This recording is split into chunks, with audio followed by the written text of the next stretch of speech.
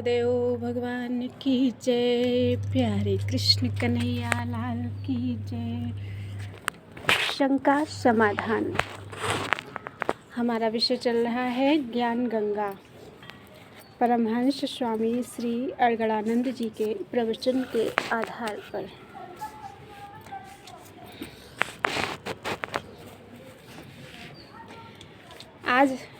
आज का हमारा चैप्टर है संत दृष्टि में नारी। संतन के चित पैठ के लखा दीख सब मात, की भगनी समदर्श है, की पुत्री समगात। संतों के चित्त में बैठकर देखा गया कि नारी के प्रति उनकी जब भी दृष्टि पड़ी, उनमें माता के दर्शन हुए अथवा बहन या पुत्री के समान उनके अंग प्रतीत हुए। साधन में अनुरक्त व्यक्ति उन्हें इसी दृष्टि से देखता है। पूरे सतपुरुषन लखा, जहाँ तहाँ प्रभु का रूप, आँखि लबालब परम है, कहाँ समावे कूप। परंतु पूर्ण महापुरुष तो जहाँ तहाँ प्रभु का रूप अर्थात जहाँ भी दृष्टि पड़ी प्रभु को ही देखा। जिस परम में स्थित है उसी परम आराध्य को ही सर्वत्र देखा। आँख लबालब परम है, उनकी दृष्टि में तो वह परम प्रभु ही लबालब परिपूर्ण है, अन्य दृष्टि है ही नहीं। तो जगत में कुत्सित विचारों का प्रश्न ही नहीं उठता। दर्शत परसत ही थका, माया बल मन मौन, तत्क्षण अंतर में मिला, अवगढ़ अवधूतोन। जिनसे आँख लबालब भरी है उन आराध्य के दर्शन का फल बताते हुए प्रस्तुत दोहे में कहते हैं कि दर्शत परसत ही थका, अर्थात उन परम तत्व का दर्शन स्पर्श पाते ही माया का बल थक कर शांत हो जाता है और मन उसी स्वरूप में तन्मय हो जाता है। मन के सर्वथा निरोध की अवस्था में साधक अंतर्देश में स्थित परमात्म स्वरूप में मिल जाता है। यही अवधूत का वास्तविक एवं शाश्वत स्वरूप है, जिसका आरंभ नाम और रूप से ही है। ये निकेन विधि अंत में, संकल्प हरि के होए, भजन भाव पावन करे, मनुज रहे सुख सोए। प्रयत्न यही रहे कि जिस किसी प्रकार से अंतिम क्षण में मन भगवान में स्थित हो जाए। भजन भाव पावन करे, वस्तुतः भजन भाव ही पूर्ण पवित्रता प्रदान करने वाला है, जिस पवित्रता में मनुष्य ईश्वर के स्वरूप में शयन करता है। भगवत पथ के पथिकों में प्रायः निंदा से व्यग्रता आ जाया करती है। इससे अर्थात निंदा से बचने तथा निंदक से भी साधनात्मक सहयोग प्राप्त करने का निर्देश महापुरुष अग्रलिखित दोहों में करते हैं। अगला हमारा चैप्टर है निंदक से मित्र व्यवहार। बिन वेतन ड्यूटी करे, सच्ची आठों याम, हरि कृपा निंदक मिला, भूल बतावे थाम। निंदक बिना वेतन के ही आठों पहर सच्ची ड्यूटी देने वाला परम हितैषी है। हरि कृपा से ही वह निंदक मिलता है, जो रास्ता रोक रोक कर भूलों से अवगत कराता चलता है। यदि वह आपसे प्रत्यक्ष कहने में सक्षम नहीं होता तो लोगों में ही उसका प्रचार करता रहता है कि इनमें यह दोष है। बस दोषों का निदान करते जाइए। ऐसे अनुपम नाथ हैं निंदक के तन पैठ, गुण संग्रही अवगुण कथै, भजन भरोसे बैठ। भगवान इतने अनुपम हैं कि निंदक के तन में प्रवेश करके गुणों का तो संग्रह कर लेते हैं और अवगुणों को बताते रहते हैं, जिसका उद्देश्य है कि त्रुटियों को समझो और भजन का भरोसा लेकर उनके निवारण में संलग्न रहो। हरि दया कर हित करें, निंदक प्रगटे पास, जो तव त्रुटि ना मिले, निंदक करें प्रकाश। भगवान जब असीम दया से द्रवित हो जाते हैं और हृदय से हित चाहते हैं तो किसी निंदक को पास ही प्रकट कर देते हैं। जा तव त्रुटि ना मिले, पथिक अपनी जिन भूलों को देख भी नहीं पाता, अर्थात देख ही नहीं पा रहा है, निंदक उसे भी प्रकाश में ला देता है। उसे समझो और निराकरण करते हुए क्रिया में संलग्न रहो। जन्मो जग के शिखर पर या पृथ्वी तल माही, हरि सुमिरे सुख शांति है, अनल अंत मरि जाहि। चाहे जगत के शीर्षस्थ स्थान पर महाराजाधिराज के रूप में जन्म हुआ हो, अथवा पृथ्वी तल माही किंबा बहुत निम्न कोटि में जो हरि का स्मरण करता है, उसी के लिए शांति और शाश्वत सुख का विधान है। अन्यथा वह त्रय तापों विषयानल का पतंगा मात्र शेष बचता है। मन करणी लो जगत है, जन्मत रहे अनेक, चक्षु मिले गुरु गोद में, जहाँ देखा तहाँ एक। मन की जहाँ तक दौड़ है वहीं तक जगत है। इसी परिधि में अनेकानेक जन्म होते रहते हैं, किंतु जब हृदय में उस ईश्वर की दृष्टि का संचार हो जाता है तो तहाँ गुरु गोद में अर्थात सद्गुरु के परिवेश में उनकी रहनी पा जाता है। उस रूप में जहाँ भी दृष्टि पड़ी सब एक ही स्वरूप में दिखाई पड़ते हैं। सत्पुरुषों की शोध में माया बची न राम, मन की मनसा के मिटे, सहज न व्यापे काम। सत्पुरुषों एवं अनन्य भक्तों के शोध में माया ना तो माया के रूप में बचती है और ना राम ही भिन्न रह जाते हैं। उस सहज स्वरूप में कामनाओं का प्रसार कभी संभव ही नहीं है। सबसे न्यारा रहत है, कबहु न छाड़े साथ, प्रभा प्रसारण हो मिला, तो कत व्यापे रात। ऐसा पुरुष सबसे निर्लेप एवं न्यारा रहता है।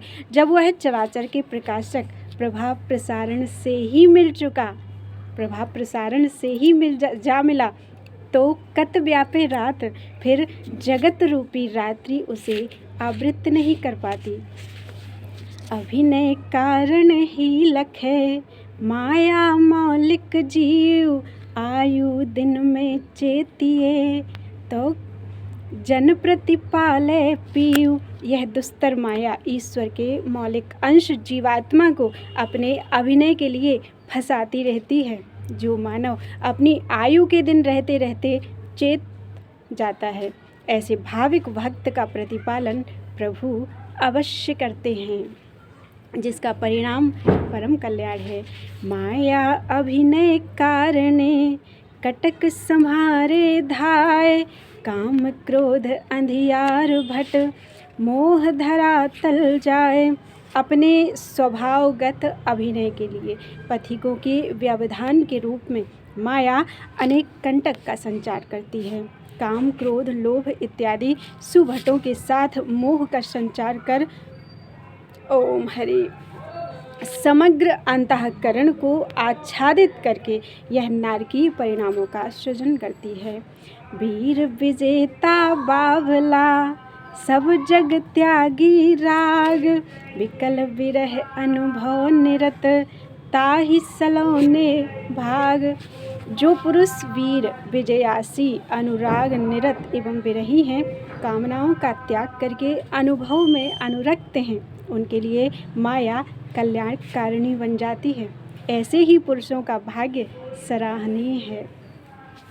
वीर विजेता मानवा, जब जग त्यागी राग, रे मन तन जर जर भया, चोंच संवारे काग। वही वीर विजेता मानव है जिससे समस्त जगत की आसक्ति का त्याग करते बना, किंतु भक्त तो अभी अपने को कोसता है कि रे मन तन जर्जर हो गया है, अर्थात यह तन जरा जीर्ण हो चला है, जिसके लिए शमशान के कौवे चोंच संभालने लगे हैं, फिर भी तू चेत नहीं रहा है।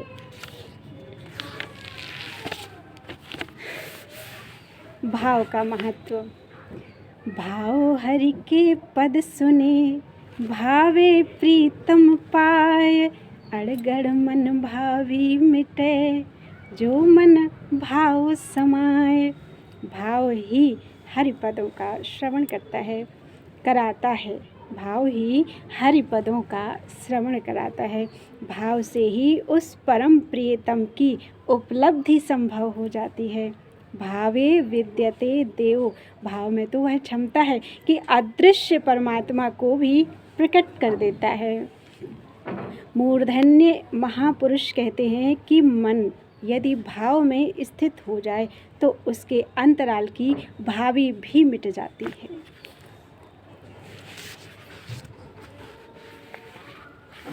कौन सा दोहा है कवि का याद नहीं आ रहा। बाल रंभा को हो तो मृत्यु भी उसे छू नहीं सकती।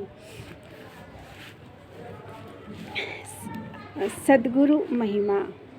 सद्गुरु प्रेरित में फले, पत राखे करतार। अड़गड़ मन सा गर्व है, क्यों कर उतारे भार। वस्तुतः चिंतन पथ का साफल्य सद्गुरु की अंतस प्रेरणा से ही संभव है। इस प्रेरणा के बल पर प्रभु भाविक की पत रख लेते हैं, लाज रख लेते हैं। हाँ, यदि मन में गर्व है तो संस्कृति का भार कैसे उतरेगा। स्वर्ण सुमेर के ही काम के, जहाँ के तहाँ अनमोल। मलय प्रशंसत हो फिरो, बासत ढाक ककोल। ककोल मीन्स करील। स्वर्ण के सुमेरु पर्वत किस काम के, जहाँ होंगे वहीं तक के लिए होंगे। इस संसार में है तो इसी संसार के काम के हैं, तो जहाँ होंगे वहीं तक के लिए अनमोल हो सकते हैं। स्वर्ण के सुमेरु पर्वत। मैं तो उस मलय गिर की प्रशंसा करता हूँ जो ढाक और करील को भी सुगंधित कर देते हैं। वस्तुतः संत इतने हितकारी होते हैं, इतने उपकारी होते हैं।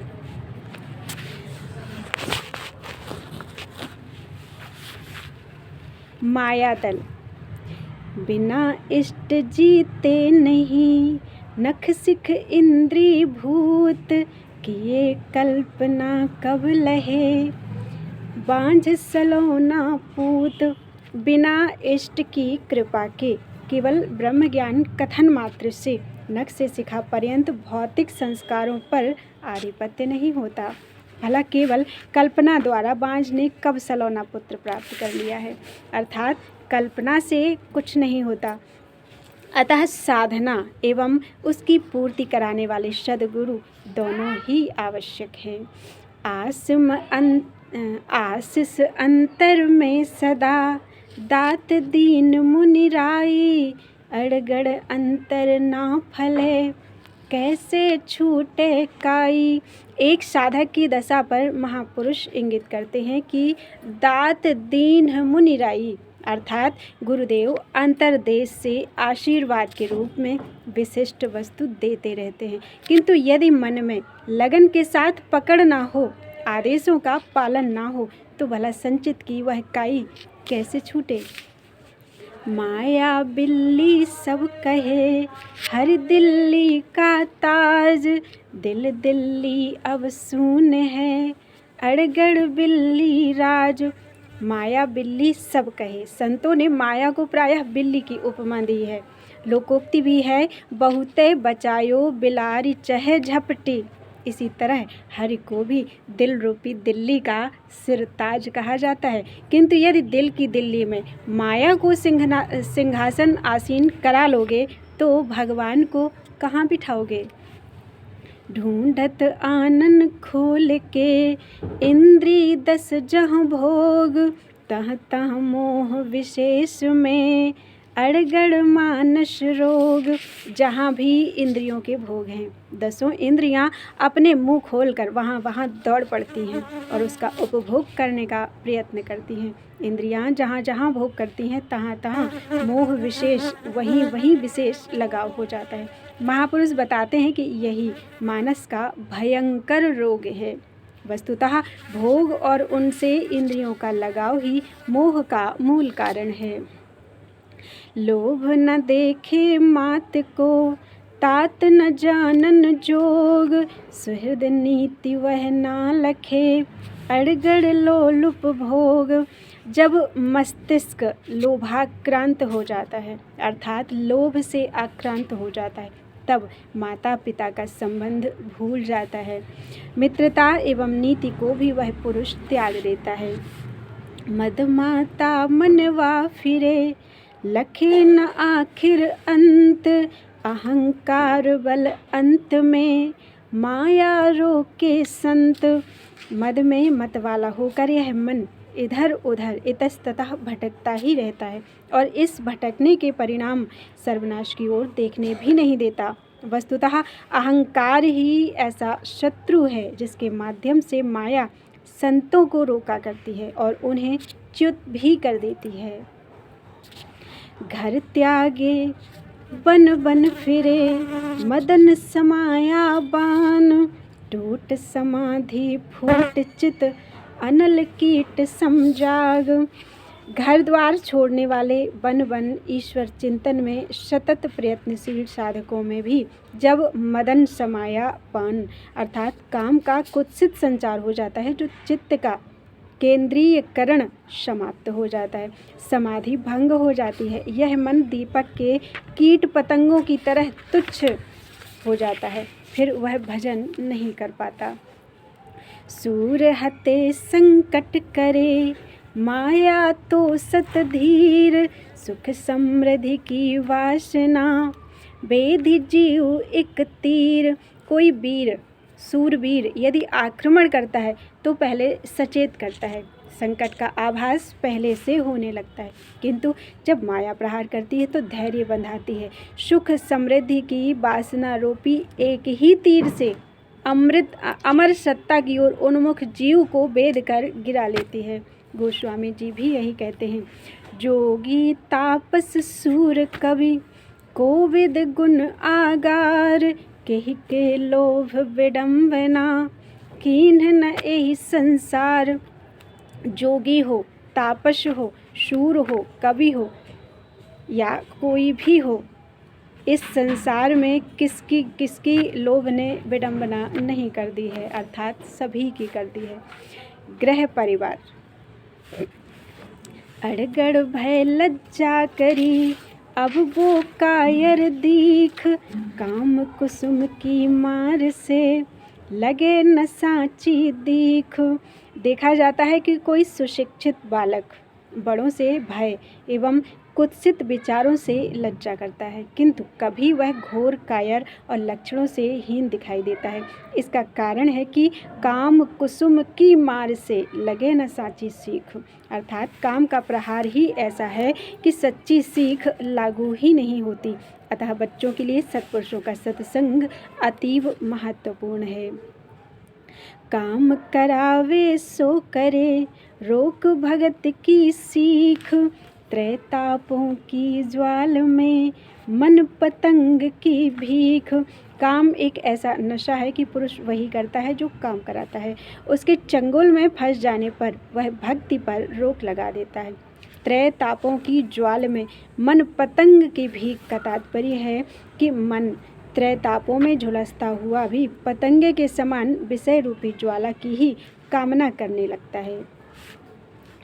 अमित बार आत्महता, चारों जुग में धाक, कुंभकर्ण अड़गड़ मिला, सतयोजन की नाक। अनंत बार जिसने आत्मा की हत्याएं की हैं, चारों युग में जिसकी धाक रही है, महापुरुष कहते हैं कि वह क्रोध रूपी दुर्जेय कुंभकर्ण भी आ मिला, जो सतयोजन की नाक युगों से अर्जित अपनी मर्यादा को मिटाने में संलग्न रहा है। नाक मर्यादा का प्रतीक है। आत्महन करतूत का, क्रोध पसारा तार, सोवत में सहसा जगे, सद्गुरु पथ सो सार। सद्गुरु पथ सो पार क्रोध की महिमा का दिग्दर्शन कराते हुए महापुरुष इंगित करते हैं कि आत्महत्या की करतूतों में क्रोध ने ही अपना ताना बाना पसारा है। यह सदैव नहीं रहता, अपितु मन के अंतराल में सोया रहता है। प्रतिकूल स्वभाव प्राप्त होते ही यह जागृत होने वाला है। जो पुरुष सद्गुरुओं के पथ का पथिक है वही उसका निदान पाते हैं, अन्य नहीं। भजन भाव संगति करी, दुर्बल लखा न कोई। अगम पूर्ति काल में संबल संत मति होई, सबल संत मति होई। भजन और भाव की संगति करके कोई भी पुरुष दुर्बल नहीं रह जाता। सबरी अपने को अत्यंत दुर्बल अधमाधम समझती रही, किंतु एक समय आया कि भगवान श्री रामचंद्र जी ने उसे दर्शन दिया और वह सर्वतोभावेन सफल हो गई। उस अगम्य तत्व की पूर्ति काल में पुरुष सबल एवं संत मत हो जाता है। क्रोध ही तन कंपन लगे, क्रोध मिलावे छार। आत्महन बहु कांड में देखा क्रोध अपार। क्रोध से तन में कंपन जागृत होता है और क्रोध ही इसे मिट्टी में मिला देता है। आत्महनन के विस्तृत कांडों में देखा क्रोध अपार, क्रोध का ही अपार प्रभाव दृष्टिगत होता है। मत्सर तृष्णा तोय में विकसित व्यथा अनंत। ईर्षा अंतर जीव में अहनिशि माया तंतु। मत्सर तृष्णा तोय में, तृष्णा रूपी वारी में अर्थात जल में, तृष्णा रूपी जल में मत्सर की सदैव स्थिति रहती है, जो अनंत भोगों को विकसित करती रहती है। यदि जीव के अंतर्मन में ईर्ष्या है तो अहर्निश माया का ही सूत्रपात करती है। मत्सर तृष्णा तोय में विकसित विपुल विलास। जब लग व्यापी जीव में तब लगी रुके न श्वास। तृष्णा तोय में मत्सर का संचार है, तो जो विभिन्न भोग विलासों का विकास करने वाली है। जब तक वह जीवों में व्याप्त है तब तक श्वास की गति नहीं रुकती। बिना संकल्प शून्य है, श्वास चरे ना माए। सर्वरूप शुद्धि आत्मा अंदर प्रगटे काय। संकल्प और विकल्प से रहित मन की अवस्था ही शून्य कहलाती है। उस समय यह श्वास माया का चिंतन नहीं करती। उस समय सर्वत्र व्याप्त आत्मा का संचार इसी काया में परिलक्षित हो जाता है। साधन काल के दुख पर महापुरुष प्रकाश डालते हुए अग्रलिखित दोहे में आश्वासन देते हैं क्या कि जग अंधियारी एक थी, हरि अंधियारी ठाट। चक्षु चौपट बांध के कौश कहे चल बाट। कौश मीन्स होता है कोसना, किसी गलती पर बार बार डांटना। इस पथ में आने वाली एक विशिष्ट उलझन इस प्रकार है। जग अंधियारी एक थी और हरि अंधियारी ठाट। जगत का द्वंद्व तो पहले से था। हरि से मिलने वाले प्रारंभिक निर्देश भी धुंधले होते हैं, धुंधले रहते हैं। धुंधलापन का ही आवरण इस पथ पर भी बना है। आँख पर तो 4 परत बांध दी और अब कोस कोस पर कहते हैं कि रास्ता चलो, रास्ता चलो। बेचारा कैसे चले? ऐसा व्यवधान देखने पर भी सृष्टा आराध्य साथ ही देते रहते हैं, अतः आश्वस्त रहना चाहिए। आज के लिए इतना ही, आगे कल पढ़ते हैं। आज था ज्ञान गंगा के दोहे परमहंस स्वामी श्री अड़गड़ानंद जी के शंका समाधान के द्वारा। बोलो वृंदावन बिहारी लाल की जय।